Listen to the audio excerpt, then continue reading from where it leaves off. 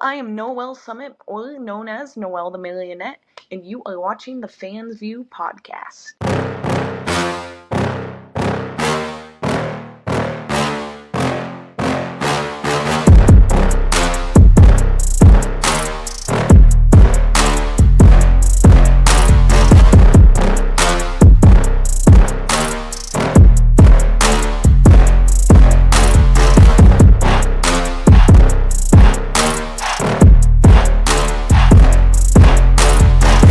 What's going on, everybody? Welcome back to another episode of the Fans View Podcast. Today, I am joined by a wrestler who may be the most unique and intriguing character on the independent scene right now.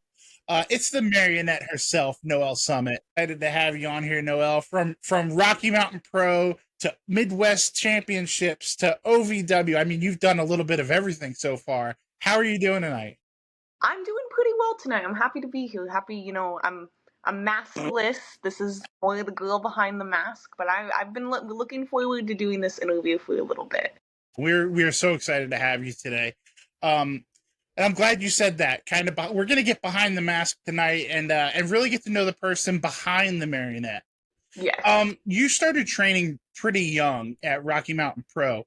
What do you remember, about those first days of training, and what made you want to step into the ring in the first place?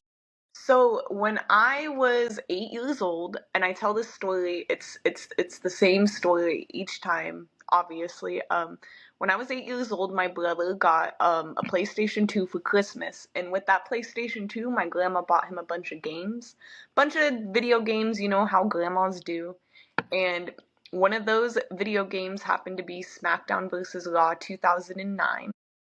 And I remember we just really fell in love with the game and the people in the game, the characters. Big Show and Mark Henry were two of our favorite guys. We were, for some reason, obsessed with those two. For some reason, we were just obsessed for those two. With those two, for some reason, couldn't tell you why, but we liked the big guys. We liked the big guy matches. I love that. And I remember one day we figured out, holy crap, we can watch this on TV. And on demand, I don't know how many people still have actual cable or on demand. I feel like everyone's streaming services nowadays. But on Comcast On Demand, it would give you a description of the show that was about to play. And I still remember looking up the USA Network, where I think it was SmackDown was on, and it was SmackDown 2013, whatever the year, and it was John Cena versus Alberto Del Rio in an arm wrestling contest. I still remember that. And I think I just fell in love from the moment I watched it. It was something I could keep up with consistently. It was something I looked forward to watching every Monday night, every Friday night. For Marionette, cut that out. I don't want to. For me, for myself, wrestling was an escape. It was really an escape for me. I felt very awkward as a person, just in life, growing up. And wrestling was always just kind of a safe haven for me. And, I became obsessed with it. I fell out of it a little bit. When I say a little bit, I mean I was keeping up with everything. I just couldn't say I was watching it because it wasn't cool, We've all been there. And I remember I was sitting in a Chinese restaurant. It was around Christmas time. I'm sitting with my uncle and my aunts, and they're asking me, "What do you want to be?" I'm 13. They're asking me, "What do you want to be when I grow up? What do you want to be when I grow up?" And I say, I think at the time I wanted to be a nail tech. I love getting my nails done. My uncle made a comment. He was like, "Oh, I remember when you wanted to be a pro wrestler when you were a kid. Haha, that was stupid." And I remember it was in that moment, maybe it was out of spite, maybe it was just I told myself, I was like, I have loved this consistently for so many years, and it's it would have been a huge regret if I didn't at least try. Absolutely. That was in that Chinese restaurant. I was 13 years old. Shout out Tea Garden. I decided that I was gonna start. I was gonna start to my journey on becoming a professional wrestler, and that's how I ended up finding Rocky Mountain Pro down in Golden, Colorado. I was trained by Mercury Matt Yaden and the team down there. Lovely people. Wrestling can be a very scary world. It can be very something unknown, and I was going into it with as a 16-year-old. I was freshly 16. I remember the first time I drove on the highway was the first time I went to wrestling. Um, that's how new to the world I was. Really, like we all know, you don't really become conscious until you hit a certain age. I okay, Kat. Through through all the stuff in wrestling, I don't think I could have been with a better group than Rocky Mountain Pro. For sure. Started my training down there, and for someone who was also learning how to be a human and learn to be a wrestler, they were very patient with me. They were very kind to me, and I have the utmost respect for Matt Yaden and what he's built down in Colorado. I wish more people knew about Rocky Mountain Pro, because they have a great thing down there. And Mercury Matt Yaden, he gives a great foundation to his wrestlers, that when the time comes and we go off, we have good basics, a good foundation to build off of. And yeah, I was with those guys from the time I was 16 till I was 20. It was a long time, very interesting couple years of life. You know, through like there's good, there's bad, but I don't think I could have been at a better place than I was for Rocky Mountain Pro. That's awesome. That might be one of the most unique kind of, you know, genesis of a wrestling career stories I think I've ever heard. That is awesome. Thank you. Um, did you have a moment during that training, maybe early on, where you're like, okay, this is so much harder than I expected it to be? Yeah, yeah. There was many days, because I think everybody before they try wrestling kind of has this expectation or whatever of it. And you think you listen to all the podcasts and all the insider stories, and like all the terms and all the stuff like that, but you don't know what wrestling truly is until you are in wrestling. I it's difficult. I don't want to call people outsiders, that's like old school, but like it's difficult to explain it to outsiders. And there was multiple times, because I also was 16. I was also 16 years old. I was a kid, and I was going through a lot personally and at home, and there was a lot of times where I was just like, I want to quit. Even later down, like 2 years in, there were times where I was like, man, like this is just too much, and I want to quit. But I love wrestling with my whole heart and my whole being. And it's one of those things that even on the days I absolutely hated it, and like I just didn't want anything to do with it, I knew in my heart, like, man, like I love it. And I can't like convince myself, maybe I'm so upset or frustrated in this moment, but I love it with my whole heart. Like it's that bad ex-girlfriend, that you keep going back to, ex-girlfriend, ex-boyfriend, it For just sure. For sure. I love that explanation of it. And it really comes through when you talk about it too. You don't even have to say it. It kind of just shines through when you're talking about it.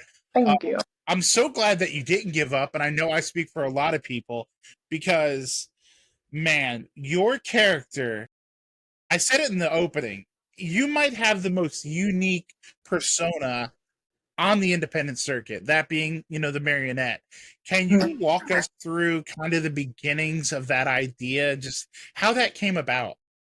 So originally, the Marionette was supposed to be a one-off. It was supposed to be a one-off character that happened once and never happened again. Shout out to Rocky Mountain Pro, doing a story that was happening on the show. I got kidnapped and I became the Marionette. As one does. Yeah, yeah. I got kidnapped and became the Marionette. I got saved there for a second, but no, I wasn't really saved. I've always been the Marionette.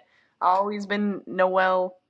Just but basically, and I'll never forget it, when I first when I first put my mask on, I remember it feeling, okay, this feels right. Like, I impressed people so much that one night at Olympia with the character.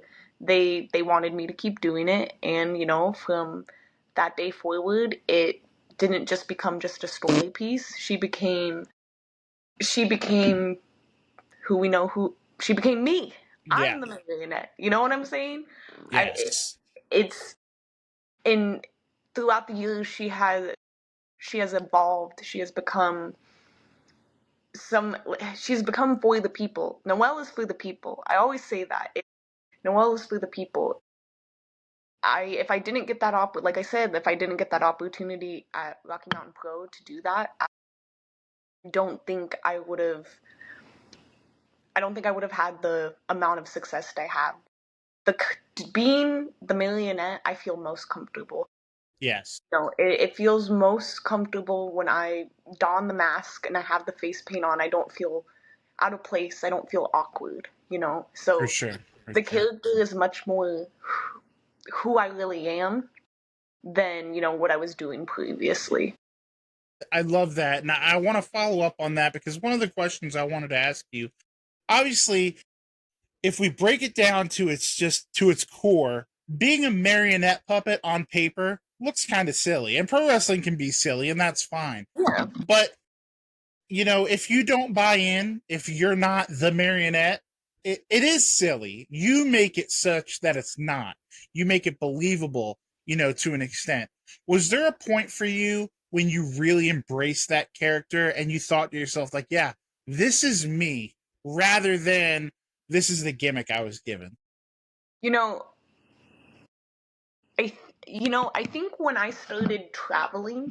Mm-hmm. when I started traveling and realizing how, because shout out to Honor Among Wrestling, they were my first out of state booking, really out, because when you start wrestling, there's always you have your home zone. Right. That was the first, and I remember they had reached out to me, and that was the first time I ever felt, because I remember they had reached out to me because they wanted to see the character, and Right. that was at that point in time I cut my first cinematic promo, and this was when I was like, okay, like, I can feel more. I have the reins when it comes to how the character is presented, because I'm not going off of a script or something Right. like that. It's That's when I felt like, okay, like, this is it. This is it for me. For sure. I love that.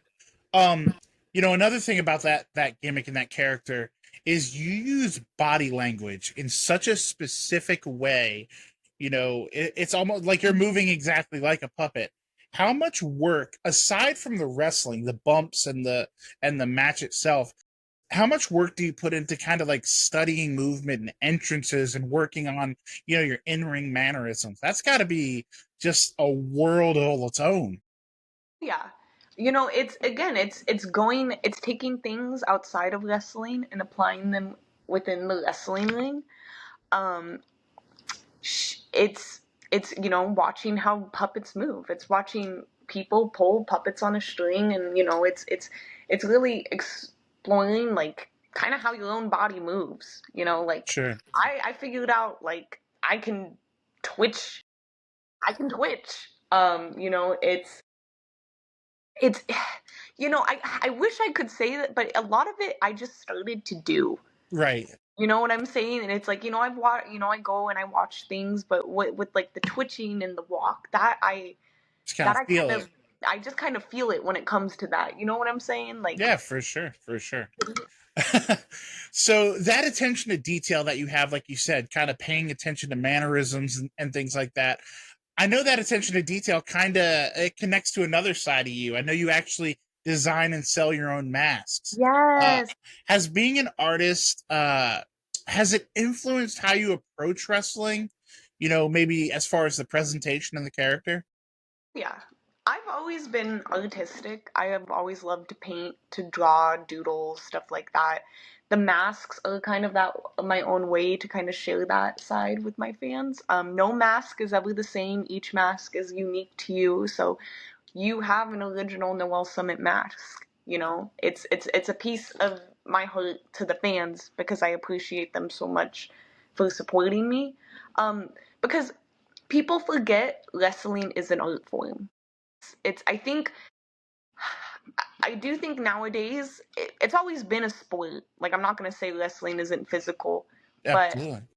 those people have there's an art to wrestling. It's an artistic expression. It's telling a story between two people. It's painting a picture. For sure. It's putting all the pieces together. So it's easy to go in. It's easy to apply creativity because I'll always say like I'm an artist first. It's you're painting a picture in the ring. I like. Hey, you. Yeah, watching this right now. I see you. If you're enjoying what you're watching, I've got one quick favor to ask, and it only takes a second, costs you nothing, and makes a huge difference. If you could go ahead and hit that like button, maybe drop a comment. If you haven't already, make sure you're subscribed. Doesn't seem like much, but for small creators, it's everything. So let's help more people find this channel and keep the content coming. And honestly, I'm pretty sure the podcast will be really grateful. So if you're having fun, you like what you see, make it official, click those buttons, and the Fans View Podcast will see you next time. I like that. You've already held multiple titles and multiple promotions. You've had fantastic matches all over the place. I know one match that always comes up when people talk about Noelle Summit is Xia Brookside. What did you take away from that experience with working like someone like Xia? It's always a treat to work with people who are better than you because it's always that question. Okay, like I want to wrestle up to them. It was an honor. It was a pleasure. It's always a pleasure to work with somebody who is more experienced than you, who is better than you. Um, what I took away from it was more to be more confident. To be more confident because I held my own. I held my own in the ring with somebody who is now on WWE TV, and that's something that's so surreal to me. I'm just like, oh my gosh, I just shared a ring with you, and you were now on my TV. It makes me in an odd way hopeful because now it doesn't feel so far away. Yeah, Do you get what I'm saying? Like that, absolutely. wrestling, there's levels to wrestling. But right then and now, it just, it's like from where I'm standing, like my level, like where I want to be doesn't seem so far away, For sure, for sure. It's within eye shot, for sure. Yeah, yeah. And that's a perfect segue to being in NXT, AEW, and TNA, WWE. You recently moved to Louisville to train and wrestle at OVW, which I mean, I've talked to so many legends from OVW and so many up and comers that have come through OVW, and they all say the same thing. There's been nowhere like OVW. What made you take that leap? Obviously, being a Midwest girl, a Colorado girl originally, to Mhm. move to Louisville, Kentucky is quite the jump. It was quite the jump. I was born and raised in Arvada, Colorado, right on the border, like right near Westminster, right near Golden. I was lucky to live in the same house up until for 20 years of my life, so it was scary. I'll tell you, it was scary putting all my stuff in the car and just kind of, couple $100 in my pocket, and it was very scary. Like I'm not gonna lie, Ted. It was a very scary feeling, but there was something so I just knew I had to do it, Right. because for all the love I have for back at home, for you can only get so good staying in one place. Absolutely. Yes. Wrestling is the journeyman sport. It's always has been, being on the road, going from place to place to place. I don't know why, but it's like I think of the song "Carry on My Wayward Son," because like that.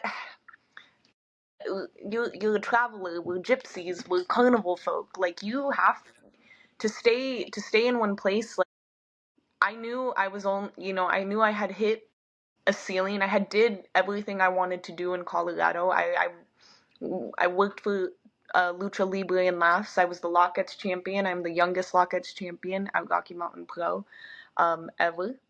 Um, I, I, there wasn't much more for me to do, so to get better, I listened, I listened to my coaches, I listened to the people around me, and I I was like, it's if I truly love this and I truly want to have a shot at making this my career, like I have to go. And OVW has been phenomenal. I'm not gonna say it hasn't been a challenge, because it's always a step up. It's always a level up.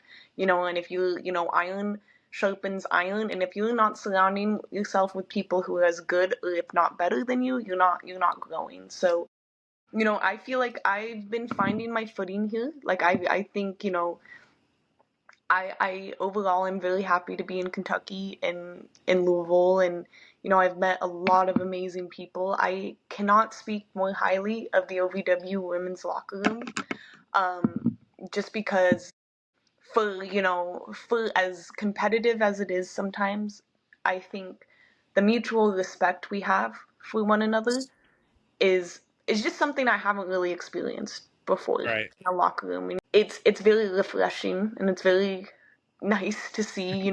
It's a place I'm starting to consider home. Love that. It's really, really. I'm not gonna say it's not a challenge, because it's definitely been a challenge, but it's something I'm so thankful I did, and I'm so thankful that I have the opportunity to learn from Al Snow and Doug Basham. I'm looking forward to the future, and I really hope one day I can have called myself OVW Women's Champion as well. I would love to see that myself. How different is it working with, someone that's as accomplished in professional wrestling as Al Snow? And then you also mentioned Doug Basham. He's another one. And then you have the OVW women's division, like you said. You have Freya, Sophia, J-Rod, Rachel Leigh. I mean, how different is it working with such experience as opposed to when you were back home? With working with such, it's really eye-opening. It's the why behind the what. That's what I always. That's what I always would say to people. When I feel like Doug Basham, especially in training, has given me the why. You know, like I said, I've had a great foundation at Rocky Mountain Pro. But Doug is giving me the why. You know what I'm saying? Right. There's It's very eye opening, because you are learning from people who have been there, and gotten jobs from the highest point in our industry. So it's a treat. They're wonderful. They're hilarious. Like, I'm just gonna say that they're hilarious to be around. But it's like, it feels like I'm really doing wrestling, because these people are professionals, and these people have been Yes. doing this for a living.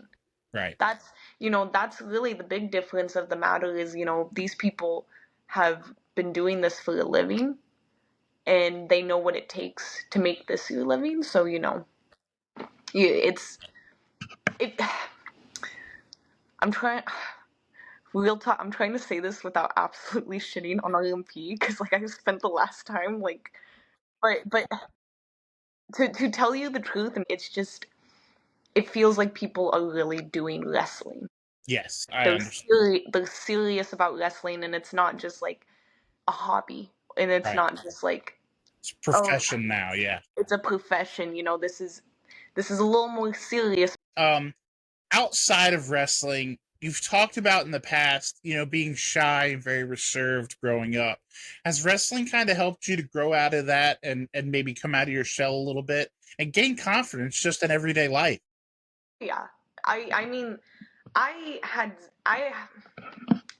to get a little deep about it, I especially when I started wrestling and 16 between like 16 and 18, I really did struggle with my confidence, and I was very just I didn't love myself, and it wasn't, a lot of stuff happened doing wrestling, and for me it was getting good at something.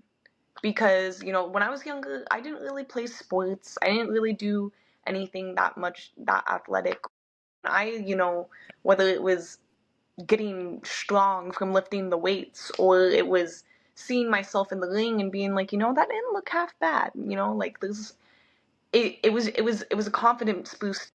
So like the ages 16 and 18, they were really rough for me mentally and emotionally. Like I didn't have much confidence, and it I I didn't love myself, so a lot, I allowed a lot of stuff to like manifest within me, and manifest this really shitty mindset about life in general.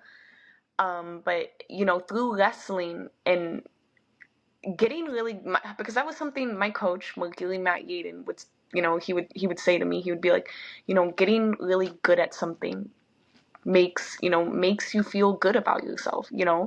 And when I finally kind of came back down to earth, and I took my mental health seriously, and I started seeing a therapist again consistently, getting myself medicated, getting myself on an antidepressant, stuff like that. Like when I sat down and realized, like, oh my gosh, like I've been getting good at something for the past, year and a half, 2 years. What would happen if I put all this energy I'm putting in, not loving myself, and putting this into this thing I love so, so much? It was really then like, that was when my confidence started growing and growing, and then I got more opportunities and opportunities, and it was really like a wake-up call for me. It was like an eye-opening moment that like wrestling, in a lack of better terms, like it saved my life, like during that point in time, because it was always the thing that kind of pulled me back down to earth. Like, if I was doing something crazy, something I shouldn't be doing, it would be like, wait, you have to go to training tomorrow. Wait, we have this really big show tomorrow. It was the thing that kind of pulled me back down, and it's something I credit for, like, not saying wrestling is therapy, because wrestling is not therapy. Therapy is therapy, but it's something I definitely account, just for making me more confident. Was getting really good at wrestling, to sum that whole spiel up. Was getting really good at wrestling. That's courageous to even talk about it. So I appreciate you, sharing that Yeah. with us. As we start to round this thing out, obviously this is the Fans View podcast, so I have to ask you, besides your artistic side with the mask making and stuff like that, what are you a fan of? What am I a fan of? Just like in general? Just in general, yeah. I love English history. I am very much like, I've always been a little bit of a theater kid, a little bit of a nerd. I'm a nerd. I could tell you the whole history of Henry VIII and his six wives if you wanted to. I could go on and on about that. Loved to write stories. I loved writing growing up, and I dabble in it sometimes, but busy wrestling life, like you don't always have the time for it. But I I love being creative, and I'm a fan of being creative. I'm a fan of feeling free, if that makes sense. Feeling free to create and to project the image in my mind, because my mind spins, my mind goes. I'm holding a random paintbrush right now. My mind will spin until I find a way to put it, whether it's on a canvas, whether it's in the ring, through my actions, my promos. I love being able to create. I feel like is the best way to put it. I love being able to create. I love that answer. We'll take that. And last but not least, at this point, not only of your career, because you're still a young woman in the wrestling business, but you're a young woman, period. How do you define success? I've struggled with that for a while, because there has been a lot of, in my young life, there's a lot of times where I've felt like I've just totally failed. But I think success is peace within yourself. If you are at peace with your if you're at peace with your situation, if you are content, if you're happy, you're healthy, you're not hurting anybody else, I think you have success. I think that's success, at least for me, is if I am happy, healthy, doing what I love, and I'm not hurting anybody else, I would be pretty successful in my book, if that makes sense. I love that. It makes all the sense in the world. We'll take that. Now, before I let you out of here, before we started rolling, we were talking about a big match that's coming up. We here are a very, very pro Undead Bride podcast. So tell the people what you got coming up next month. So, October 25th, Honor Among Wrestling, the Marionette, and the Undead Bride finally step foot in the ring together, one-on-one, in a Halloween street fight. It's just, again, like, girl behind the mask. It is the biggest match of my career, and it's something I've been building towards for, like almost a year and a half now. And I am very excited I want to take Noelle to the next level in this match, and I am so lucky to be able to learn from Su Yung and be able to dance with her in the squared circle. Like there is no one I respect Su Yung so much, because they're very, like, women's veterans in this business are very far and few between. It's just because I really couldn't tell you why, but right. It's hard to come across somebody who has the amount of experience that she does, but also has that experience with the character. It's been awesome to connect with her over, like, the artistic expression of our characters, and it's just been amazing to get to know her and be able to get to learn from her. And this match, like, I want to prove a lot of things, not to anybody else, but to myself with this match. And I'm just looking so forward to it. So October 25th, Honor Among Wrestling, Noelle, the Marionette, Su Yung, the Undead Bride, will be dancing in a Halloween street fight. That is going to be a barn burner, folks. If you have any ability to get to that show, trust me on this one, get to that show.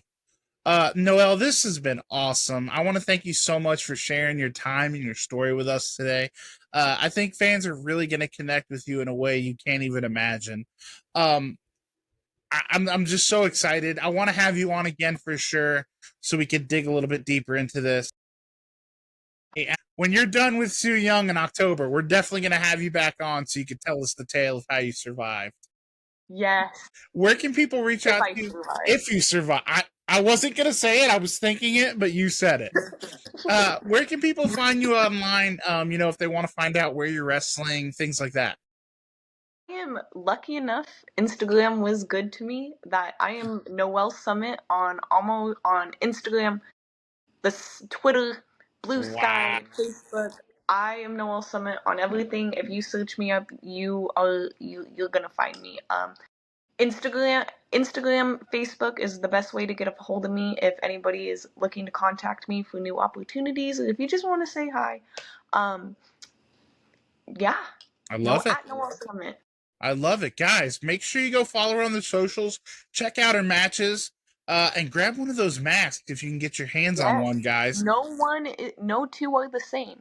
No two are the same. There's no better selling point than that. Go get you a very unique piece of wrestling merchandise. Easy for me to say.